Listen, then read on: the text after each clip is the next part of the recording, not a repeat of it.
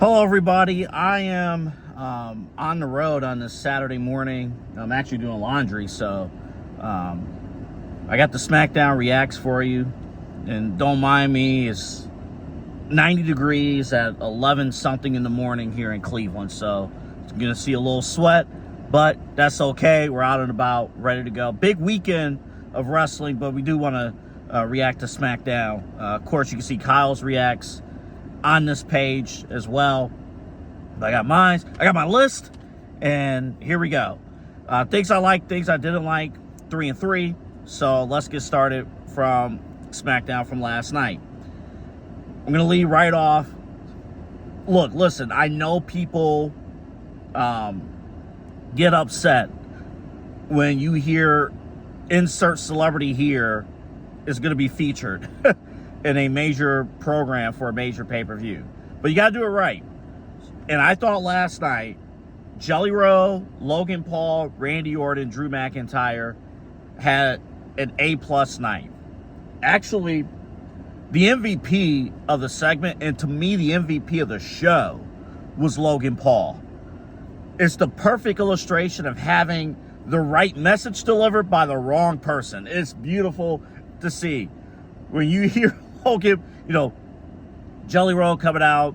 And by the way, Jelly Roll has lost a ton of weight. He looks fantastic. But when you hear Logan Paul say, Jelly Roll, you don't belong in the ring. You belong on the stage. And you hear, this ring is sacred. It's for those who have paved the way, blood, sweat, and tears. Have earned the right to train in this ring like me. Logan Paul is probably the best professional wrestling heel in 2025. I know he doesn't do it full time, but when he's asked to, it's perfect. He is a a-hole. There is no likable qualities about him, and it's perfect to get that rub off on Jelly Roll, who obviously was at home in Nashville. And of course, the connection with Randy Orton, the little sprinkler at the beginning of the show with Jelly Roll, Randy Orton. Of course, they had a relationship from last year. And then when Randy storms out, he is pissed, talking about outsider. Logan, you're the outsider. What are you talking about? You are the outsider. I thought that was brilliant television. Again, I know people get up in arms about the use of celebrities, but when done right, when it's effective, obviously you're bringing in outside eyes, which is the whole point of this, but also you're entertaining the fans that are watching week in and week out, and it provides for very enjoyable television. One of the other things, LA Knight in Spotlight Feuds.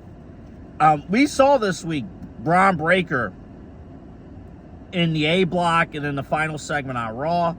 And we see LA Knight, A block of SmackDown, final segment on SmackDown, and also Braun Breaker. LA Knight is somebody who you could try to script, it may not work, but he oozes of charisma. And when you're loaded with charisma, forget about it. Like, you got to have him featured on television.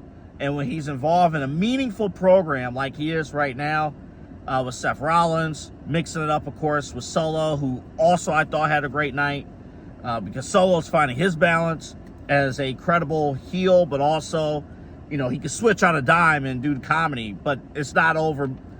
He doesn't overblow it. I thought that was outstanding. I thought that was good stuff.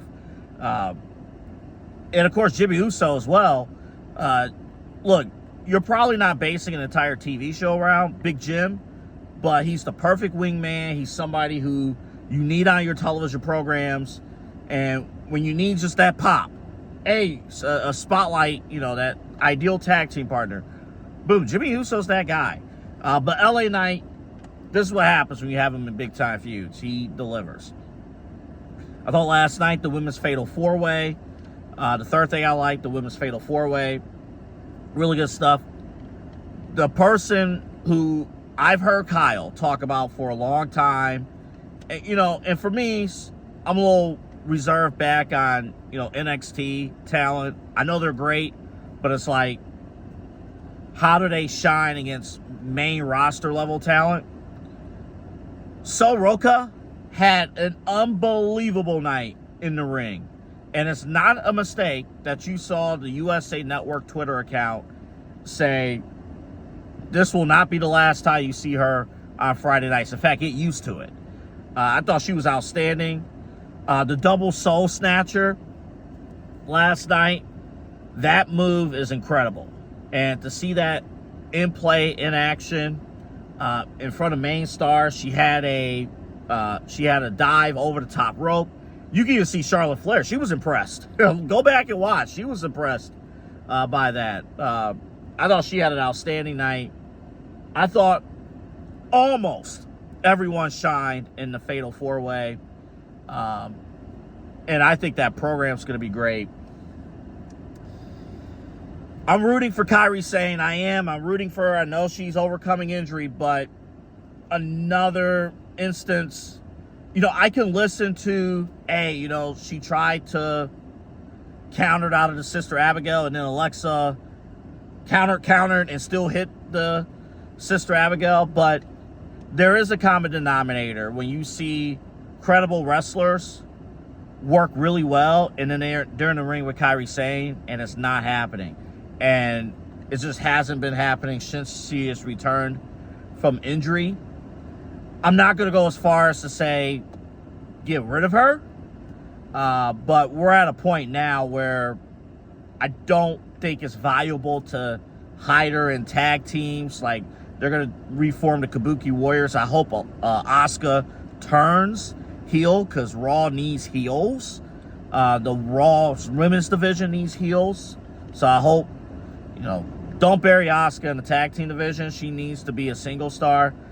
Kari Sane, I don't know, you got to send her back to the Performance Center, have her get some work in, but something's going on up here with her, because it was never this bad. She can move, but spots are not clicking, timing is off, and this with everybody. So I guess that's technically the thing I didn't like, Kari Sane. But it's obvious, and it's, again, you root for her to be successful, but it's the common denominator on singles matches, tag team matches, spotlight matches. It's just tough. All right, I guess that was technically number one things I didn't like was Kari Sane. But I will also add a couple other things that I put down. Remember that big push? Do you remember that big push that Ron Killings was going to have? After he was released, and then the fans said, you got to re-sign him. He comes back. You see, we thought a major character change with Ron Killings. There's some alarms that were set the moment he came back. Number one, he's still R-Truth. It's not Ron Killings. It's R-Truth. R-Truth jokes around. He's, little Jimmy, that he makes jokes. He has fun. Ron Killings is a beast. Ron Killings is a good quality mid-card to upper mid-card babyface that you need. R-Truth is a lower mid-card comedy act. And the fact that he is still named R-Truth kind of illustrates that. I didn't like the quick finish with Aleister Black, and R-Truth got the quick win, but obviously it was fluke. And then Aleister Black beats him up backstage. But here's the other thing with R-Truth. R-Truth, yes, he's placed in impactful matches, but then he's immediately removed from major feuds, right? So R-Truth, we saw with Cena and Punk. R-Truth was basically pushed aside for Cena and Punk. I'm not disputing that decision, but it happened.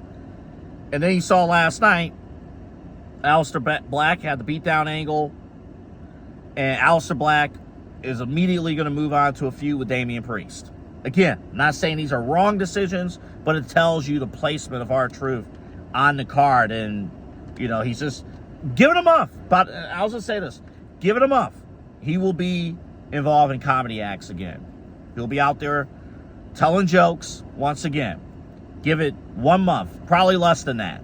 And he will be back out there telling jokes.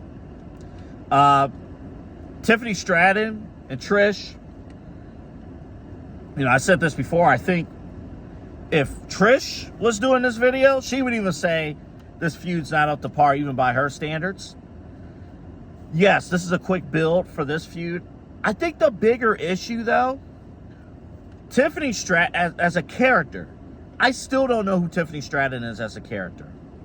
As a babyface character, I don't know who she is. And the issue right now, I think she's very deserving of a world championship. But some characters, some people can't work certain roles. I think Tiffany Stanton is a masterful heel. Masterful heel. I think she would be a beast as a heel. She can't work as a babyface. She just can't. There's no depth in her character. She looks the part. You put her on TV, she looks the part, but to me, she can't work as a babyface. The problem is that on Smackdown, they lack babyfaces. The women's side. So, I think the best solution, at some point, either tonight at Saturday Night or tomorrow at Evolution, more than likely SummerSlam, Tiffany should drop the title. And then whenever they do the draft, or whenever, get her on Raw, turn her heel, Tiffany Stanton, when she goes to Raw. She would be a perfect opponent, perfect program for Rhea Ripley, for Stephanie McIntyre, for if you keep Asuka as a babyface, Asuka, she would be a perfect heel for those programs. Anybody else you bring up from NXT would be perfect. And I think now on Raw, because Liv Morgan's she's injured and she's going to be out, I think Raw is in need of a top tier female heel. And I think Tiffany Stanton would fit that. Just right now, she's miscast. That's all. It happens. But yeah, she can't work as a babyface. She just can't. But I think she's a masterful heel. Hell, if you want to get people to talk about something, have her beat down Trish Stratus tonight. She could turn heel right then and there. But I would advise, ride this thing out, and then get her on Raw, turn her there. The last thing, look, I want to read exactly what I wrote down. At least the Wyatt Sicks are champs. But year one was such a flop. Can they recover in year two? I'm not arguing. I think them getting the tag team titles is the right decision. But they were barely on TV in year one. You got to reintroduce everyone in the Wyatt Sicks. They need to be reintroduced. I don't know who any of them are as characters. I have in the back of my head, Nikki Cross. And then, of course, Uncle Howdy. But we don't know them. We were getting to know them last year. That's why if all this was happening last year, this would be such a hit. But you sat on them basically for a year. And now you have this tag team angle, which, whatever, it's kind of trash in my opinion, but fine. The titles are on the Wyatts, that's fine. Now the question is, what do you do with them? You can't just send them out there.